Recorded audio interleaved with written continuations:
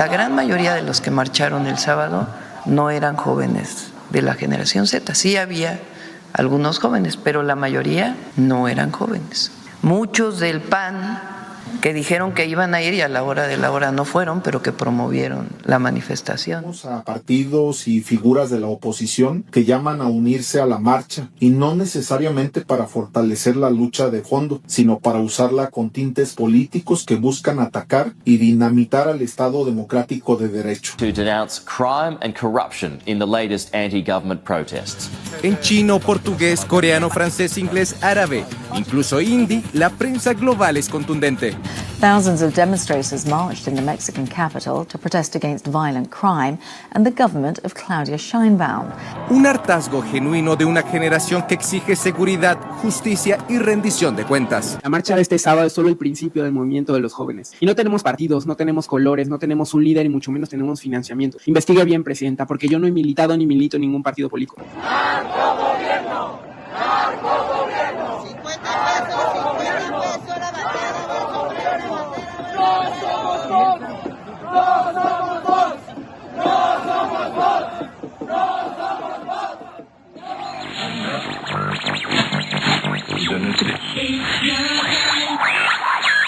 Found it. It's your time.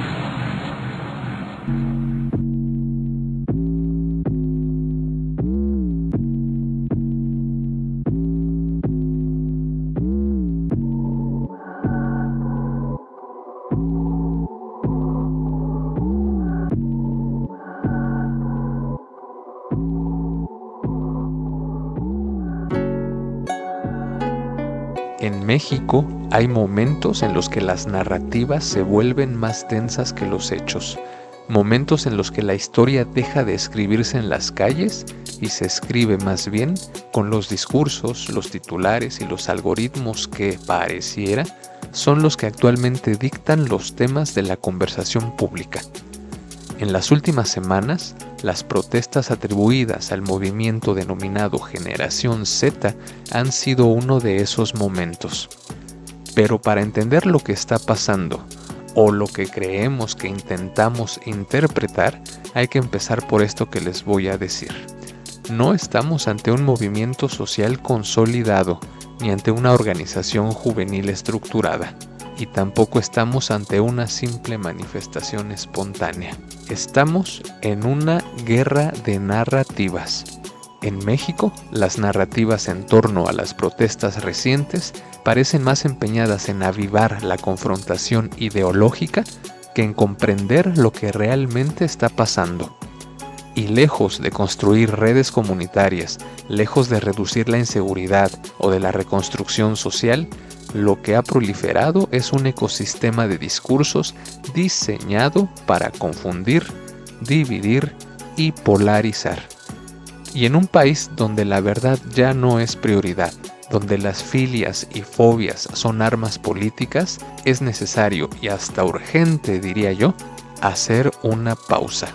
Mientras miles de jóvenes se han manifestado en diferentes puntos del país, lo que ha crecido con mayor velocidad no son las redes de apoyo comunitario, sino los discursos, los relatos, las versiones y las interpretaciones interesadas que cada actor político ha querido imponer. Y aquí está lo inquietante. Las narrativas en torno a estas protestas van más en la dirección de una confrontación ideológica entre actores políticos que en la dirección de redefinir la participación social. Lejos de construir redes de trabajo que ayuden a disminuir la inseguridad o a mejorar las condiciones de la población, estas narrativas parecen diseñadas para confundir, dividir y polarizar. Bienvenidos a México 2025, un ambiente mediático donde la verdad dejó de ser lo importante y donde las filias y fobias políticas se convierten en herramientas de poder, herramientas para ordenar, distraer y a veces, la mayoría de las veces, para controlar. Y en medio de este ruido, el movimiento de la generación Z se volvió un espejo incómodo para todos. La narrativa oficialista lo describe como una expresión amplificada artificialmente, como un conjunto de provocaciones exageradas por las redes sociales. La misma presidenta Claudia Sheinbaum lo ha enmarcado de forma reiterada como un fenómeno alimentado por desinformación, señalando una y otra vez la existencia de actores manipuladores desde las sombras.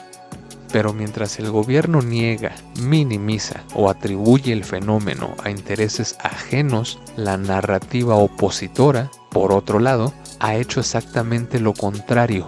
Lo ha magnificado y romantizado. Lo ha convertido en símbolo, en rebeldía y sobre todo en capital político.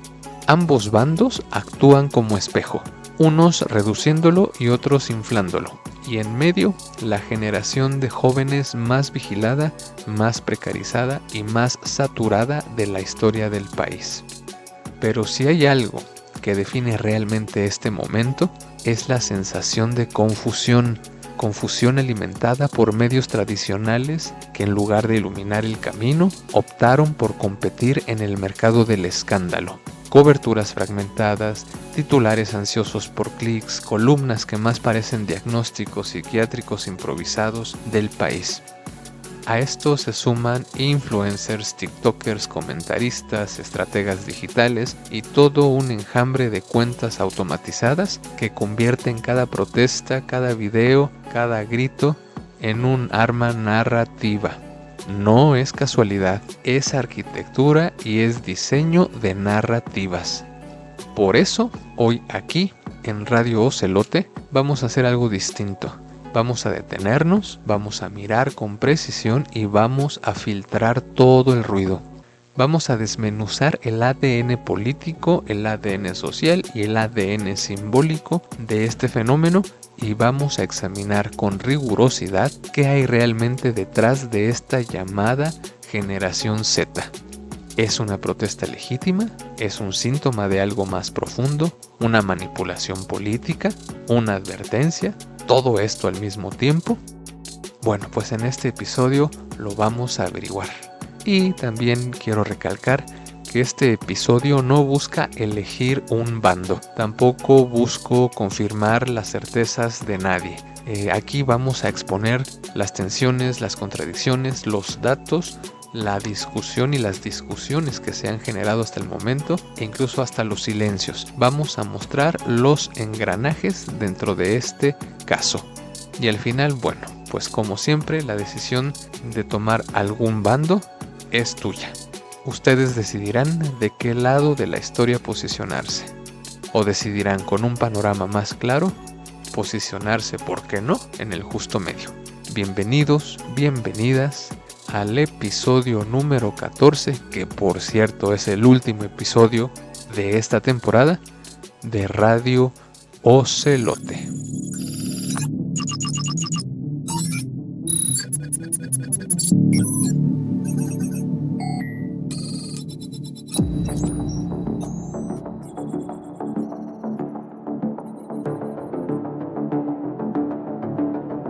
Si miramos con cuidado, descartando los memes, los encabezados tendenciosos y el incesante carrusel de indignación programada, y observamos la textura fina del discurso público y la narrativa dominante, aparece un patrón bastante inquietante y bastante interesante.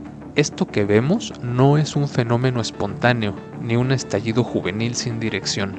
Lo que hoy se llama movimiento de la generación Z ha sido envuelto por una disputa mayor, un choque de aparatos de poder, cada uno intentando capturar, reescribir o neutralizar su significado.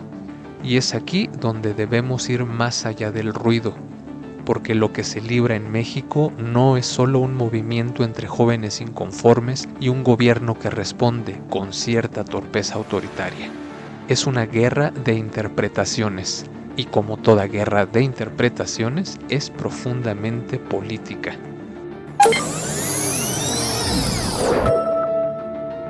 La captura de la protesta, el oficialismo.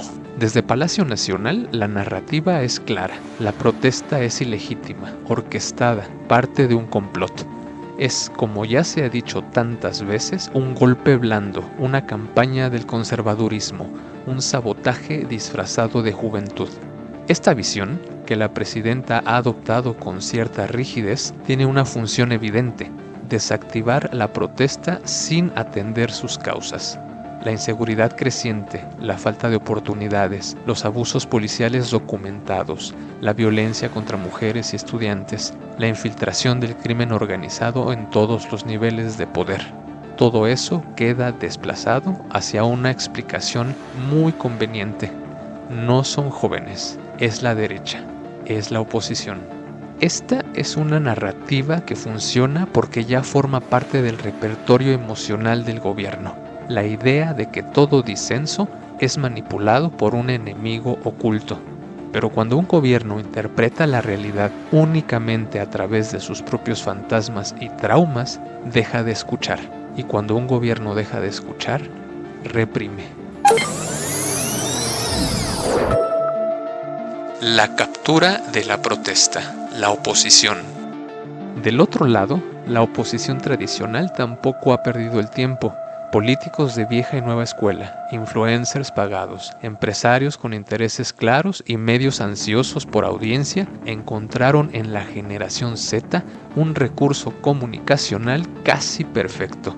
La juventud indignada como símbolo político e incluso, y preocupante, como símbolo electoral. No para transformar nada, ni para construir redes de apoyo real, sino para instrumentalizar el hartazgo. Si el discurso gubernamental reduce la protesta a manipulación derechista, el discurso opositor la reduce a una lucha contra un gobierno que no sirve y la convierte en munición narrativa. La juventud contra el autoritarismo, los nuevos estudiantes del 68, el despertar cívico del futuro. Y de nuevo, las preguntas fundamentales quedan fuera. ¿Qué piden realmente estos jóvenes? ¿Y quién está dispuesto a escucharlos sin usarlos? Los actores externos, empresarios, medios y organizaciones privadas.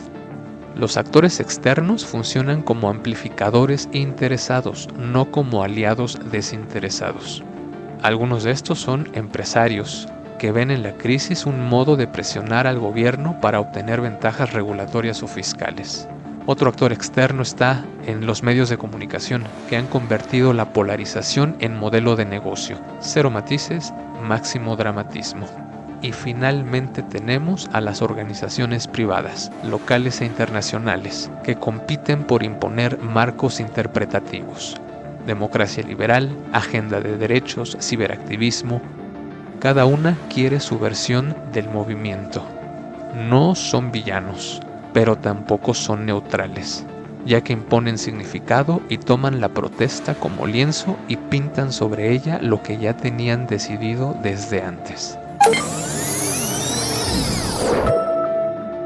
La consecuencia, una protesta sin dueño y sin claridad.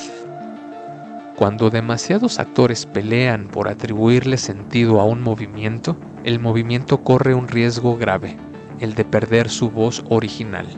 Y eso es exactamente lo que está ocurriendo.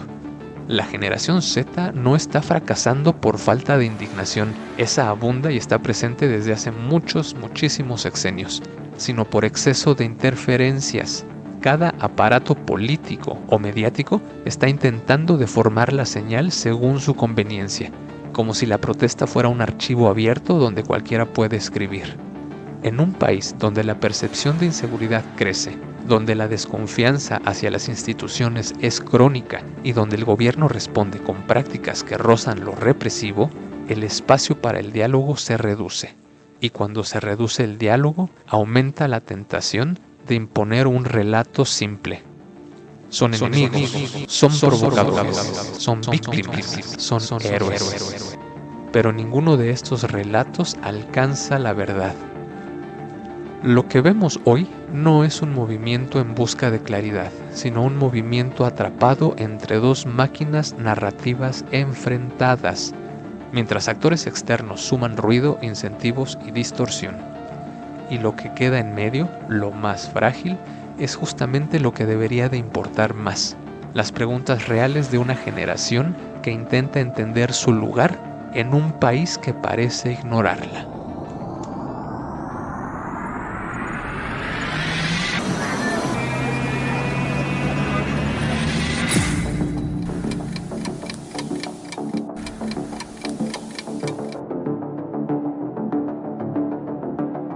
En esta sección ya no miraremos el discurso, miraremos lo que viene como resultado del discurso y las narrativas, porque las narrativas importan, sí, pero sus consecuencias importan más. La disputa alrededor de la generación Z no ocurre en un vacío, ocurre en un país sometido a una presión social acumulada. Inseguridad, polarización, desgaste institucional y social, y un gobierno cada vez más intolerante a la crítica. El resultado es un tablero algo inestable, y en un tablero inestable, cada movimiento narrativo tiene efectos reales. Hoy vamos a plantear 6 escenarios prospectivos derivados del análisis anterior, 3 de corto plazo y 3 de largo plazo, no como profecías, sino tal vez como una brújula.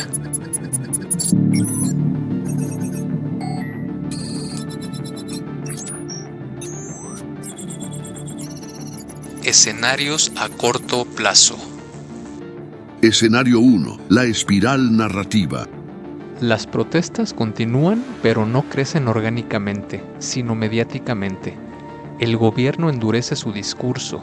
La presidenta repite que no se permitirá la manipulación juvenil, mientras la oposición sobrereacciona y utiliza cada marcha como prueba de colapso democrático. El resultado, la realidad se diluye detrás del espectáculo. Lo que empezó como un reclamo legítimo se convierte en una guerra simbólica donde ninguno de los actores principales tiene incentivos para resolver problemas, solo para prolongarlos. La percepción de inseguridad sigue aumentando. La población entra en un estado de agotamiento emocional. El movimiento se vuelve ruido de fondo. Escenario 2. Las fisuras internas. El movimiento comienza a fragmentarse. Pequeños grupos intentan organizarse con agendas más claras, sí, pero separadas, desvinculadas. Surgen subgrupos contra la violencia policial, el acoso escolar o la precariedad laboral. Son rápidamente señalados por el oficialismo como células opositoras y por la oposición como la nueva base juvenil. La consecuencia, nadie quiere quedar atrapado entre dos fuegos. Los jóvenes más activos se retraen, las instituciones educativas evitan pronunciarse y los riesgos de represión selectiva aumentan. El movimiento pierde cohesión y se convierte en una serie de pequeñas protestas dispersas sin coordinación nacional. Escenario 3. El punto de ruptura. Una protesta concreta, quizás en la Ciudad de México, quizá en Monterrey o Guadalajara, termina en un fuerte enfrentamiento con cuerpos de seguridad, no por estrategia sino por negligencia, un operativo mal diseñado, un policía nervioso, un infiltrado, un empujón, una chispa. El gobierno responde negando responsabilidades, la oposición maximiza la crisis, el clima emocional escala, indignación, rabia, miedo. Este escenario no es el más probable, pero es el más peligroso, porque en un país donde la percepción de inseguridad ya es alta, un incidente así puede activar miedos profundos y producir un descontento más amplio, difícil de controlar narrativamente. Escenarios a largo plazo. Escenario 4. Generación política, no generación de protesta. La generación Z mexicana deja de confiar en las instituciones tradicionales, pero fuera de generar apatía, genera nuevos actores políticos, como pasó cuando surgió el movimiento Yo Soy 132. Colectivos, organizaciones digitales, movimientos locales con agendas específicas, vivienda, seguridad, alimentación, transparencia, seguridad policial, tecnologías de vigilancia. Gradualmente, esta generación empieza a ocupar espacios en regidurías, en congresos locales, en redes de participación ciudadana, en ONGs. No es una revolución, sino una mutación, y la protesta se convierte en capital político. Y quienes hoy son descalificados como manipulados, mañana podrían buscar espacios en el poder. Escenario 5. El ecosistema del miedo. Si la percepción de inseguridad represión e inestabilidad continúa aumentando y el gobierno no cambia su comportamiento, México puede entrar en un ciclo largo donde se normalice el uso político del miedo, la sociedad acepte mayores niveles de vigilancia, las fuerzas de seguridad operen con menor supervisión y la narrativa del enemigo interno se vuelva política de Estado. Este ciclo produce sociedades desconfiadas, fatigadas y divididas, en donde la polarización deja de ser una estrategia y se convierte en la condición natural del sistema. Este escenario tiene una inercia peligrosa. Una vez iniciado, es muy difícil revertirlo. Escenario 6. Recomposición del contrato social. Este es el escenario más constructivo, pero también el más improbable sin una crisis previa. Aquí, la presión acumulada por inseguridad, desigualdad, desconfianza en instituciones, etc., obliga a una renegociación política. Reformas policiales, judiciales y políticas, justicia transicional, nueva generación de políticas de bienestar, mecanismos de transparencia digital y un límite más claro al poder presidencial. La generación Z funciona aquí como catalizador, no como protagonista único. Este movimiento empuja, presiona y exige, y la clase política, por desgaste, por pragmatismo o simplemente por sobrevivencia, se ve obligada a actuar. Este escenario requiere de una madurez institucional que hoy no existe, pero que podría construirse si suficientes actores reconocen que el país ha entrado en una zona de riesgo.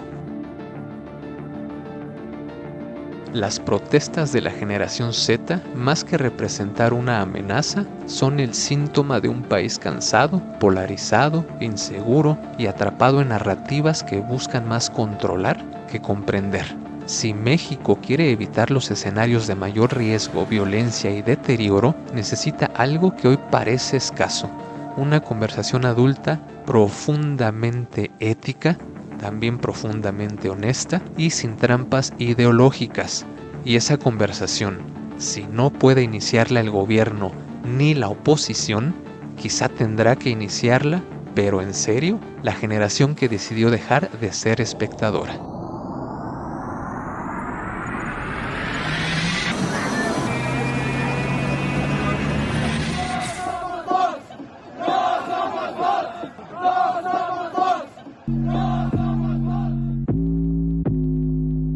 Hay un punto en el que las sociedades dejan de reconocerse en el espejo. En ese punto, la narrativa supera a la realidad y luego la sustituye. México está peligrosamente cerca de llegar ahí. Las protestas de la generación Z no son el origen del conflicto, son el último recordatorio de que las estructuras de poder están agotadas, de que la sociedad dejó de creer en los discursos, de que los entes del poder se niegan a reconocer sus vicios estructurales y de que la verdad, esa palabra cada vez más extraña, ha sido reducida a un arma. Hoy, cada actor político opera con la lógica del campo de batalla. Buscan a toda costa ganar narrativa en lugar de resolver problemas, imponer percepciones en lugar de gobernar con responsabilidad y fabricar enemigos en vez de reconocer errores. Y en medio de ese ruido, los jóvenes son utilizados como munición emocional, como carne de cañón, literalmente como pollitos de colores. Y aquí viene la parte incómoda. Cuando un país permite que la polarización ocupe el lugar de la política, cuando la inseguridad se normaliza, cuando la sospecha es más fuerte que la ley, el siguiente paso casi siempre es la erosión de los derechos. Pero esto no ocurre de golpe, ocurre con pequeños movimientos, silenciosos, burocráticos, normalizados. Primero se justifica la vigilancia, luego se tolera la represión selectiva, después se demoniza toda protesta como amenaza y finalmente el miedo se convierte en política de Estado. Y cuando esto sucede, las sociedades y los países no caen, se adormecen y entran en un bucle nocivo de indiferencia social, más peligrosa tal vez que la sumisión. La advertencia de este capítulo es simple, pero no ligera. México está entrando en una etapa donde los relatos pueden definir el destino antes que los hechos, donde la interpretación del poder, desde el poder, se vuelve omnipresente, única y tan peligrosa como el poder mismo, donde un movimiento juvenil puede ser el detonante de un reacomodo profundo o el pretexto perfecto para justificar el endurecimiento del régimen. Todo depende de quién controle la narrativa en los próximos meses y sobre todo de quién tenga el valor de mirarla con los ojos abiertos. Porque si algo ha demostrado la historia política de este país es que las generaciones que renuncian a entender el presente terminan heredando un futuro que no eligieron. La advertencia es esta: si dejamos que la polarización sustituya a la comunidad, que la vigilancia sustituya a la confianza, que el agotamiento sustituya a la deliberación, entonces este país no colapsará, simplemente se va a apagar, como una llama que no encuentra oxígeno. Lo que está en juego no es el futuro político de una generación, sino la posibilidad de seguir siendo una comunidad. En un tiempo donde todo empuja a la fragmentación, el acto más revolucionario, tal vez, es aprender a mirar con paciencia, sin maniqueísmo, lo que el poder quiere que olvidemos. Aquí, en Radio Ocelote, no venimos a decirles qué pensar. Venimos a recordarles el riesgo de no pensar lo suficiente y de manera crítica. Las protestas de la generación Z pueden ser un inicio, un espejismo, una advertencia o simplemente un ruido que se apaga lentamente, y México está en una disyuntiva que no admite espectadores. Ante todo esto, habrá que elegir bien el lado de la historia desde el que se atestiguará todo lo que está por venir, porque lo que viene ya comenzó. Con este episodio cerramos la primera temporada de Radio Ocelote. Han sido meses de exploración crítica, de atravesar las zonas oscuras del poder y de seguir las grietas que se ocultan detrás del ruido público. Muchas gracias, en verdad, por caminar con nosotros en este laboratorio sonoro en donde he querido explorar los temas sociales y políticos, no solamente de México, sino del mundo, en tiempos de algoritmos, tensiones políticas y silencios que dicen más que los discursos. Esto no es un adiós. La próxima temporada llegará con nuevas líneas de investigación, formatos renovados, capítulos que irán más profundo, más lejos y quizá más incómodos. Donde haya ruido, allí estará Radio Ocelote. Muchas gracias por acompañar. Buen día, buena tarde, buena noche. Adiós.